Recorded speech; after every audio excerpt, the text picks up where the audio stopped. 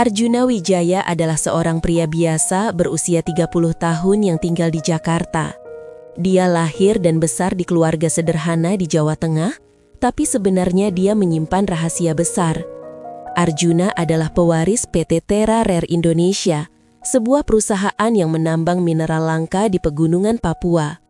Perusahaan ini tidak banyak diketahui orang karena beroperasi secara rahasia, fokus pada bahan baku untuk teknologi hijau seperti baterai mobil listrik dan perangkat elektronik canggih. Arjuna memilih hidup sederhana untuk menghindari sorotan. Dia lebih suka berkeliling dengan motor tua dan makan di warung pinggir jalan.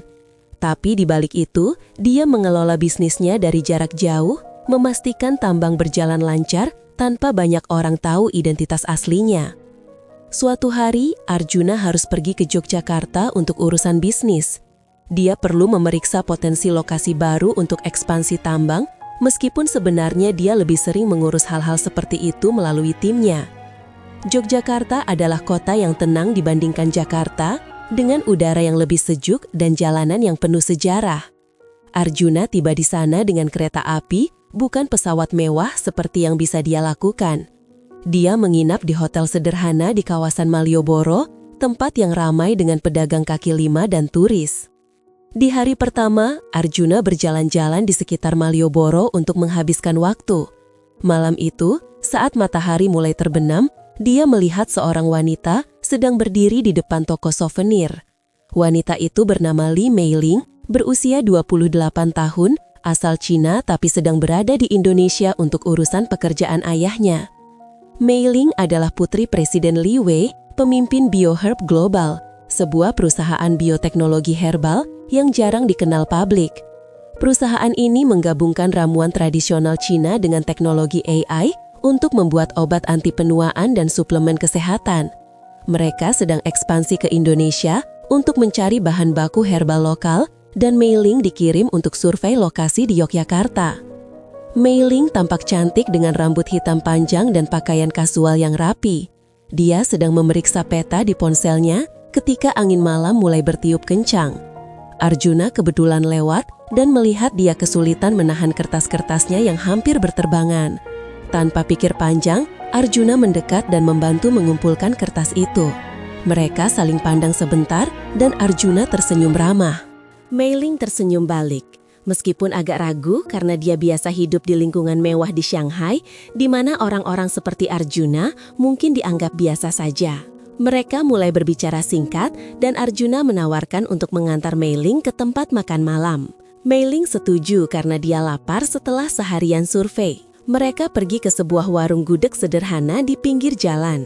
Di sana, Arjuna menceritakan sedikit tentang Yogyakarta, seperti sejarah keraton dan candi-candi kuno. Meiling tertarik karena dia jarang bertemu orang yang begitu santai dan tulus. Dia biasa dikelilingi orang-orang bisnis yang kaku dan penuh perhitungan. Malam itu, hujan mulai turun deras. Suasana tropis Yogyakarta membuat udara lembab dan segar.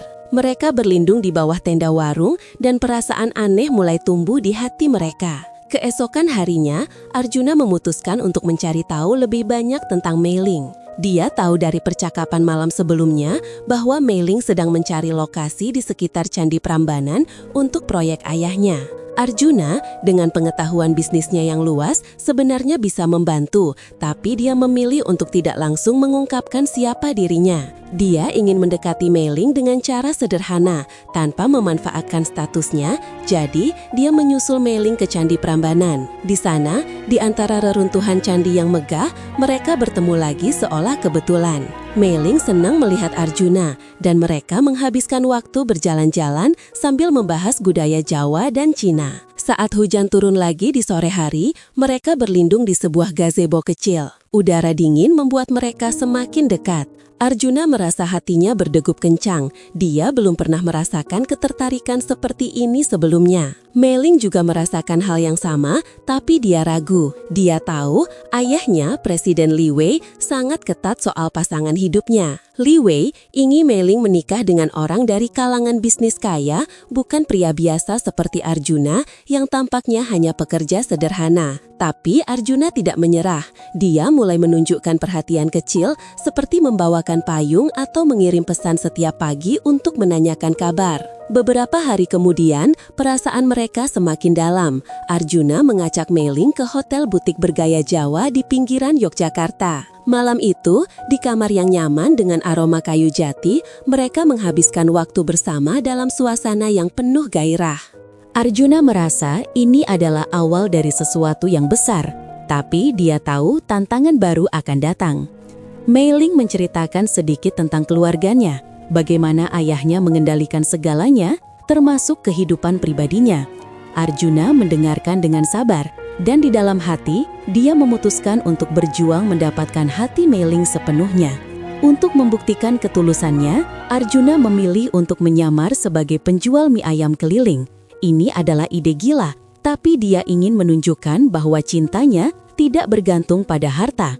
Dia beli gerobak kecil dan mulai berjualan di sekitar Malioboro sambil tetap mengawasi bisnisnya dari ponsel.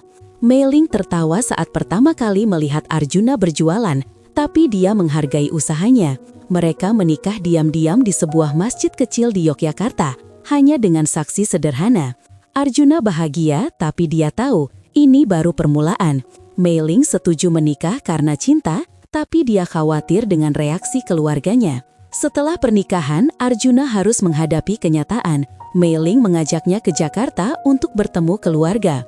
Mereka naik kereta bersama, dan sepanjang perjalanan, Arjuna memegang tangan Mei-ling erat-erat. Dia tahu calon mertua Mei-ling, Presiden Li Wei, adalah orang yang angkuh dan materialistis. Li Wei tinggal di mansion mewah di kawasan Menteng, Jakarta, lengkap dengan taman luas dan mobil-mobil impor. Saat tiba di sana, Arjuna merasa tegang. Rumah itu seperti istana dengan dekorasi Cina modern dan laboratorium kecil untuk produk bioherb di belakang. Pertemuan pertama dengan Li Wei berjalan buruk. Li Wei melihat Arjuna dari atas ke bawah, melihat pakaian sederhananya dan gerobak mie ayam yang Arjuna ceritakan. Li Wei langsung menganggap Arjuna sebagai orang tak berguna, seorang penjual kaki lima yang tidak pantas untuk putrinya. Dia tidak langsung mengusir, tapi tatapannya penuh penghinaan. Ibu mertua Mei-ling juga ikut mengejek, mengatakan bahwa Mei-ling bisa dapat yang lebih baik, seseorang dari kalangan bisnis seperti mereka. Arjuna diam saja, tapi di dalam hati, dia sakit hati. Ini adalah awal perjuangan sejati. Meski dihina, Arjuna tidak mundur. Dia mulai tinggal di rumah itu, membantu pekerjaan rumah tangga untuk membuktikan dirinya. Setiap pagi, dia bangun pagi untuk membersihkan taman atau mencuci mobil, meskipun sebenarnya dia bisa beli rumah lebih besar. Li Wei sering memanggilnya ke ruang kerja, di mana dinding penuh sertifikat bioherb global, dan mengejeknya tentang pekerjaannya sebagai penjual mie. "Kau tak bisa beri Mei-ling kehidupan mewah," katanya dalam hati Arjuna, meskipun tidak langsung diucapkan. Arjuna tetap sabar, dia fokus pada Mei-ling. Setiap malam, saat hujan deras mengguyur Jakarta, mereka bertemu di kamar rahasia, saling peluk untuk menguatkan.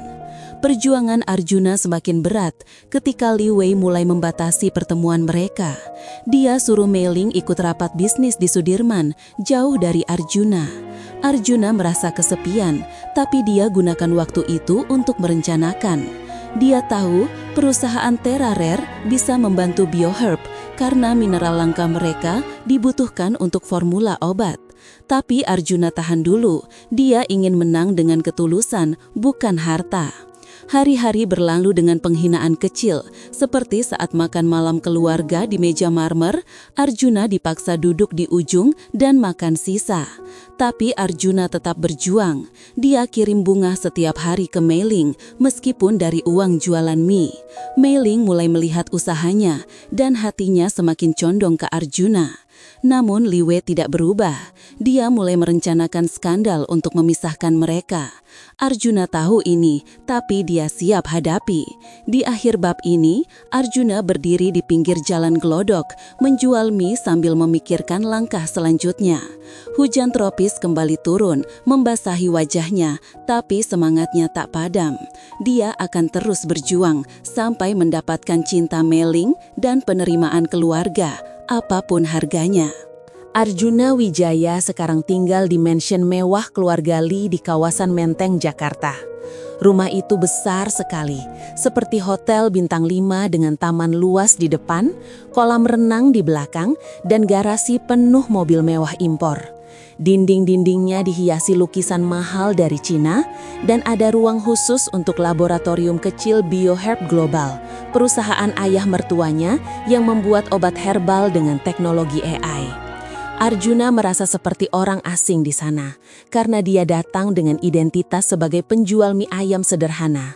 Tapi dia tetap teguh, karena tujuannya adalah mendapatkan hati Li Meiling sepenuhnya dan persetujuan dari calon mertuanya, Presiden Li Wei. Setiap hari, Arjuna bangun pagi sekali. Dia mulai membersihkan rumah untuk membuktikan dirinya berguna. Dia sapu halaman, cuci mobil Ferrari milik Li Wei, dan bahkan bantu masak di dapur meskipun pelayan rumah sudah banyak. Presiden Li Wei, pria berusia 55 tahun dengan tubuh tegap dan jas lalu rapi, sering melihat Arjuna dengan tatapan merendahkan. Li Wei adalah orang yang sukses besar di bisnis bioteknologi. Perusahaan BioHerb Global miliknya menghasilkan jutaan dolar dari obat anti penuaan yang jarang diketahui orang biasa. Dia anggap Arjuna hanyalah pria miskin dari Indonesia yang tidak pantas menyentuh putrinya. Li Wei tidak pernah bilang langsung, tapi sikapnya jelas. Dia sering abaikan Arjuna saat makan bersama atau suruh dia duduk di pojok ruang makan. Ibu mertua Arjuna, Madam Wang, juga tidak kalah keras. Wanita berusia 50 tahun itu biasa hidup mewah di Shanghai sebelum pindah ke Jakarta untuk ekspansi bisnis. Dia sering ejek Arjuna saat mereka bertemu di koridor rumah. Madam Wang bilang bahwa Arjuna tidak bisa beri kehidupan layak untuk Li Meiling karena dia cuma jual mie ayam di pinggir jalan. Saudara Li Meiling, Li Jun, yang bekerja sebagai manajer di BioHerb, ikut-ikutan. Li Jun, pria muda berusia 32 tahun, suka tunjukkan jam tangan Rolex-nya dan cerita tentang perjalanan bisnis ke Eropa. Dia anggap Arjuna seperti pembantu, sering suruh angkat barang berat atau ambil paket dari kurir. Meskipun dihina seperti itu, Arjuna tidak marah atau balas. Dia ingat tujuannya, berjuang untuk cinta Li Meiling. Setiap hari, Arjuna keluar rumah pagi-pagi dengan gerobak mie ayamnya. Dia jualan di sekitar Glodok, kawasan pecinan di Jakarta yang ramai dengan pedagang dan pembeli. Udara panas Jakarta membuat keringat bercucuran, tapi Arjuna tetap semangat. Uang dari jualan mie dia pakai untuk beli hadiah kecil buat Li Meiling, seperti bunga murah atau coklat lokal. Dia tahu Li Meiling biasa dapat hadiah mahal dari ayahnya, tapi Arjuna yakin ketulusan lebih penting. Di sela-sela jualan, Arjuna diam-diam dukung bisnis Li Meiling. Li Meiling bekerja sebagai asisten di BioHerb Global, mengurus survei bahan herbal di Indonesia. Arjuna, dengan pengetahuan dari PT Terarar Indonesia miliknya, tahu bahwa mineral langka dari tambangnya di Papua bisa bantu formula obat mereka. Tapi dia tidak langsung bilang. Sebaliknya, dia beri saran rahasia lewat catatan atau pesan singkat, seperti saran lokasi tanaman herbal di Jawa yang bisa dipakai. Li Meiling senang dengan saran itu, meskipun tidak tahu asalnya dari pengetahuan bisnis Arjuna yang sebenarnya. Malam hari adalah waktu terbaik bagi Arjuna dan Li Meiling. Saat hujan deras mengguyur Jakarta, membuat jalanan banjir kecil, mereka curi-curi waktu di taman belakang mansion. Taman itu penuh pohon rindang dan lampu taman yang redup, memberikan privasi. Di sana mereka saling peluk dan habiskan waktu bersama dalam suasana penuh gairah. Arjuna rasakan betapa Li Meiling mencintainya, tapi dia juga tahu Li Meiling tertekan oleh keluarganya. Li Meiling sering cerita bagaimana ayahnya tekan dia untuk putus, bilang Arjuna tidak bisa beri masa depan cerah. Tapi Arjuna selalu yakinkan Li Meiling bahwa dia akan berjuang sampai akhir. Penghinaan semakin parah seiring waktu. Suatu malam, saat makan malam keluarga di ruang makan besar dengan meja marmer penuh hidangan impor seperti sup herbal spesial dari BioHerb, Li Wei mulai serang Arjuna lebih terbuka. Dia bandingkan Arjuna dengan teman bisnisnya yang kaya, bilang Li Meiling pantas dapat suami dari kalangan elit Cina. Madam Wang tambah, bilang Arjuna cuma beban keluarga. Li Jun tertawa kecil, menambah ejekan tentang gerobak mie ayam yang kotor. Arjuna duduk diam, makan sisa makanan di piringnya, tapi hatinya sakit. Setelah makan, dia pergi ke kamar kecil di belakang rumah, merasa ingin menyerah. Tapi ingat wajah Lee Mei-ling, dia bangkit lagi. Arjuna tingkatkan usahanya. Dia mulai ikut Lee Mei-ling ke kantor BioHerb di Gedung Tinggi Sudirman. Di sana, dia tunggu di luar sebagai sopir sukarela, meskipun sebenarnya dia bisa beli gedung itu dengan uang dari PT Terarar. Saat Lee Mei-ling keluar untuk makan siang, Arjuna ajak ke warung sederhana di pinggir jalan, di mana mereka makan nasi goreng sambil cerita. Lee Mei-ling semakin yakin dengan Arjuna, tapi tekanan dari rumah makin berat. Li Wei mulai batasi gerak Lee Mei-ling, suruh dia pulang cepat dan hindari Arjuna.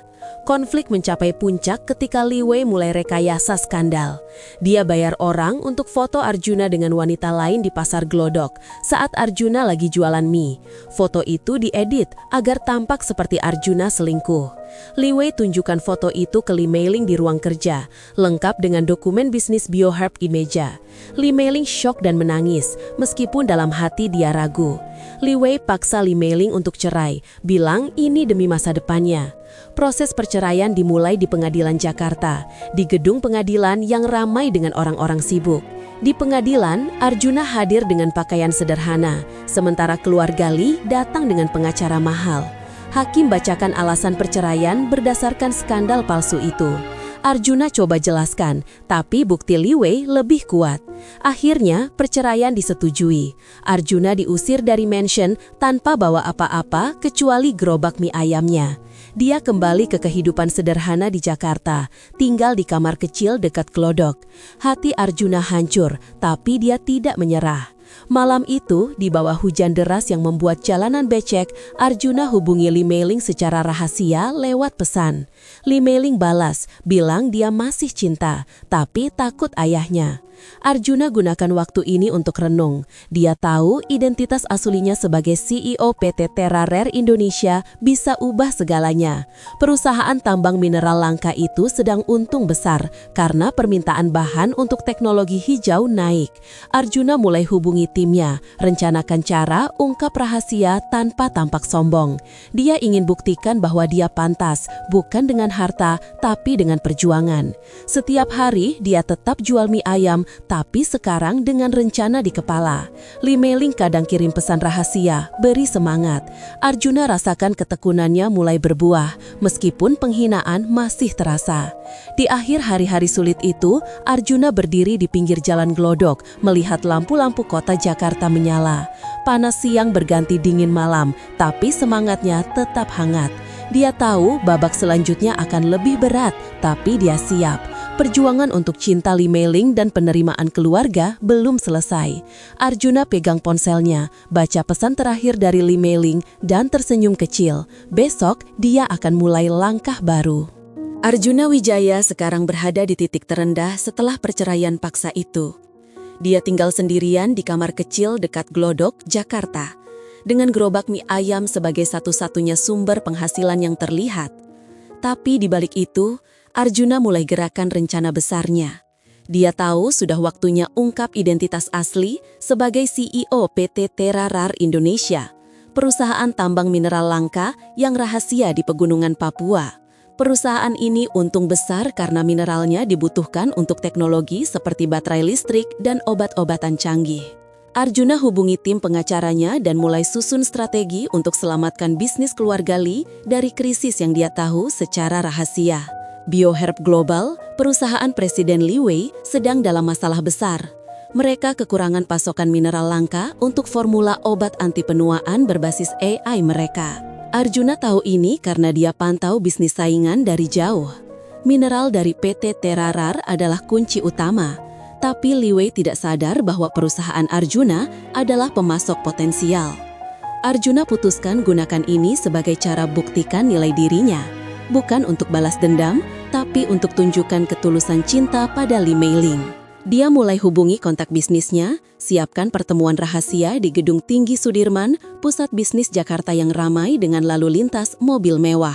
Beberapa hari setelah perceraian, Arjuna tiba di Bandara Halim Perdana Kusuma dengan helikopter pribadi milik perusahaannya. Ini pertama kalinya dia gunakan fasilitas mewah setelah berbulan-bulan hidup sederhana. Helikopter mendarat mulus dan Arjuna naik mobil hitam mewah yang sudah tunggu. Dia pakai jas rapi untuk pertama kalinya, tapi hatinya tetap fokus pada Lee Mei-ling. Arjuna tahu Lee Mei-ling masih hubungi dia secara rahasia, kirim pesan penuh rindu meskipun ayahnya larang. Arjuna balas pesan itu dengan janji bahwa dia akan buktikan semuanya segera. Pertemuan di Gedung Sudirman jadi titik balik. Arjuna undang Presiden Li Wei dan timnya ke rapat direksi. Li Wei datang dengan sikap angkuh seperti biasa, ditemani Li Jun yang bawa dokumen bisnis.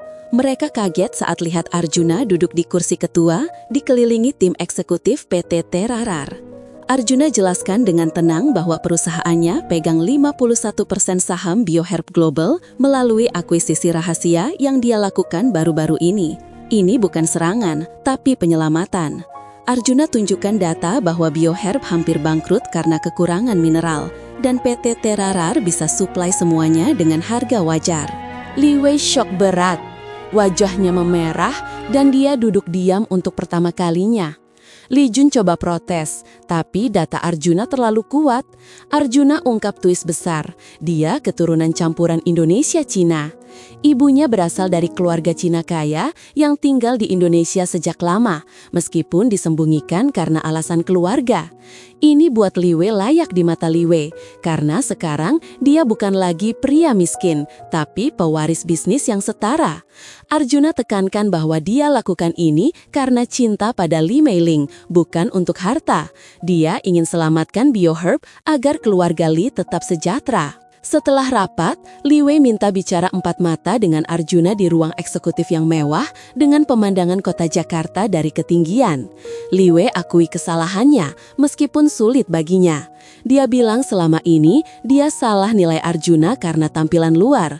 Madam Wang yang ikut hadir juga minta maaf meskipun dengan nada pelan. Li Jun terlihat malu karena sekarang dia tahu Arjuna lebih sukses daripada dia. Arjuna terima maaf mereka dengan rendah hati, bilang dia tidak simpan dendam. Yang penting baginya adalah persetujuan untuk kembali ke Lee Mei-ling. Lee Mei-ling dapat kabar dari ayahnya malam itu. Dia sedang di Mansion Menteng, merasa kesepian setelah perceraian. Saat Li Wei cerita semuanya, Lee Mei-ling menangis bahagia. Dia tahu Arjuna selalu tulus dan sekarang keluarganya lihat itu. Lee Mei-ling langsung hubungi Arjuna, minta bertemu. Arjuna ajak ke villa pribadinya di Cisarua, Bogor, tempat yang sejuk di pegunungan, jauh dari panas Jakarta. Villa itu mewah tapi nyaman, dengan taman hijau dan kabut pagi yang menyelimuti. Arjuna beli villa itu dari untung bisnis, tapi jarang pakai karena hidup sederhana sebelumnya. Mereka bertemu di villa saat sore hari. Kabut mulai turun, membuat suasana romantis. Lee Mei-ling datang dengan mobil pribadi dan saat lihat Arjuna, dia langsung peluk erat. Mereka habiskan waktu berbicara panjang tentang masa lalu, penghinaan yang Arjuna alami, dan perjuangan yang dia lakukan. Gairah mereka meledak lagi, seperti dulu di Yogyakarta. Di kamar villa yang hangat, dengan api unggun kecil, mereka saling dekat dalam momen penuh kehangatan. Arjuna rasakan semua perjuangan berbuah manis. Lee Mei-ling bilang dia tidak pernah ragu, tapi sekarang keluarganya dukung penuh. Keesokan harinya, Arjuna dan Lee Mei-ling kembali ke Jakarta untuk rencanakan masa depan. Bisnis PT Terarar dan BioHerb sekarang gabung, jadi imperium baru yang kuat. Arjuna pimpin akuisisi dengan adil, pastikan Li Wei tetap punya peran penting. Keluarga Lee sekarang hormati Arjuna, bahkan Li Jun minta saran bisnis darinya. Madam Wang mulai perlakukan Arjuna seperti anak sendiri, masak makanan favoritnya di mansion. Penghinaan dulu sekarang jadi cerita lama, diganti dengan penerimaan penuh. Puncak kemenangan adalah pernikahan mewah di Yogyakarta, tempat mereka pertama bertemu. Arjuna pilih lokasi itu untuk ingat awal perjuangan. Pernikahan gabung adat Jawa dan Cina, upacara akad di keraton dengan busana kebaya dan congsam, diikuti resepsi di hotel besar dekat Malioboro. Tamu undangan banyak, termasuk rekan bisnis dari PT Terarar dan BioHerb. Pesta bergelimang harta, armada truk mineral dipamerkan sebagai simbol kekuatan bisnis, laboratorium AI herbal jadi dekorasi unik, dan kembang api malam hari menyinari langit di sekitar keraton. Arjuna dan Li Meiling berdiri di panggung, saling pandang penuh cinta. Arjuna ingat semua ujian, dari jualan mie ayam di Glodok, penghinaan di Mansion Menteng, sampai perceraian paksa. Tapi ketekunannya menang. Li Meiling sekarang istri resminya dan keluarga Li jadi bagian dari hidupnya. Setelah pesta, mereka bulan madu di Villa Cisarua, nikmati kedamaian pegunungan. Arjuna rasakan hidupnya lengkap, bukan karena harta, tapi karena cinta yang dia perjuangkan. Tahun-tahun berikutnya, Arjuna dan Li Meiling bangun keluarga bahagia. Mereka punya anak pertama yang besar di lingkungan campur budaya Indonesia-Cina. Bisnis mereka berkembang, bantu ekonomi Indonesia dengan teknologi hijau dan obat herbal. Arjuna tetap rendah hati, kadang masih kunjungi gerobak mie ayam lamanya sebagai pengingat. Li Wei pensiun bahagia, serahkan bisnis ke Arjuna dan Li Jun. Madam Wang jadi nenek yang penyayang. Semua ini buktikan bahwa perjuangan Arjuna berhasil, dari dihina jadi diterima sepenuhnya. Di akhir cerita, Arjuna berdiri di balkon Villa Bogor, lihat kabut pagi. Li Meiling peluk bari belakang, dan mereka nikmati momen tenang. Jakarta di bawah sana tetap hiruk-pikuk, tapi hidup mereka sekarang penuh kedamaian. Arjuna tahu cinta sejati butuh perjuangan, dan dia sudah menang. Setiap kisah di dunia ini punya takdirnya masing-masing. Ada yang penuh tawa, ada juga yang diselimuti air mata. Tapi pada akhirnya, semua mengajarkan satu hal, bahwa hidup, lakon urip, adalah perjalanan untuk menjadi lebih kuat, lebih sabar, dan lebih ikhlas. Jika kisah ini menyentuh hatimu, jangan lupa dukung terus channel Lakon Urip dengan menekan tombol like, subscribe, dan share, agar semakin banyak orang yang mendapatkan inspirasi dan kekuatan dari cerita sederhana seperti ini. Terima kasih sudah mendengarkan. Semoga Allah selalu menjaga langkah kita dalam setiap ujian hidup. Wassalamualaikum warahmatullahi wabarakatuh.